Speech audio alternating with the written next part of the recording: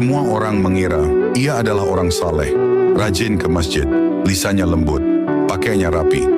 Tak ada yang curiga sampai detik terakhir hidupnya. Dan saat nyawanya dicabut, akhir hidupnya justru mengerikan. Ia dikenal sebagai orang baik, syalatnya terlihat khusyuk, nasihatnya sering dikutip, bahkan doanya diminta banyak orang. Jika melihatnya, orang berkata, andai aku seperti dia. Padahal tidak semua yang tampak suci benar-benar bersih di sisi Allah. Rasulullah bersabda, sesungguhnya ada seseorang yang melakukan amalan ahli surga menurut pandangan manusia, padahal ia termasuk ahli neraka. Di balik kesalehannya, ia menyimpan sesuatu. Amalnya dilakukan agar dipuji. Ibadahnya berat jika tak dilihat. Lisannya lembut, tapi hatinya penuh kesombongan. Ia merasa lebih baik dari orang lain, meremehkan yang jatuh dalam dosa, menikmati sanjungan manusia, dan yang paling berbahaya, ia merasa aman dengan amalnya.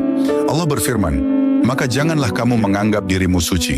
Dialah yang paling mengetahui siapa yang bertakwa. Namun ia lupa, karena pujian manusia terasa lebih nyata daripada pengawasan Allah. Hari itu tiba, tubuhnya terbaring lemah, orang-orang mengelilinginya. Mereka yakin akhirnya akan indah.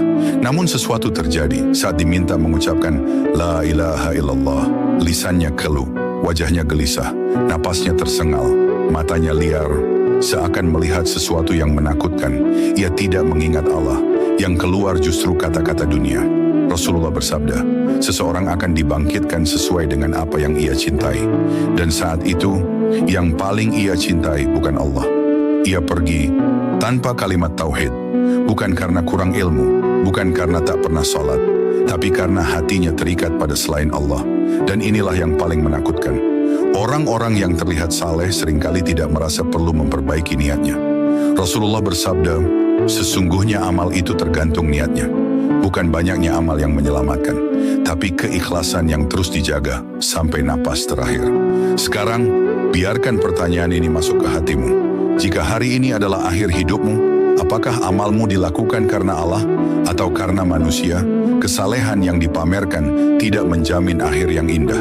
Yang menyelamatkan adalah hati yang takut kepada Allah meski tidak dipuji siapapun. Jika kisah ini membuatmu takut, tulis di komentar, ya Allah, luruskan niatku dan jangan engkau serahkan aku pada diriku sendiri. Dan bagikan video ini, mungkin ada satu jiwa yang terlalu percaya pada amalnya dan Allah ingin menyelamatkannya lewatmu.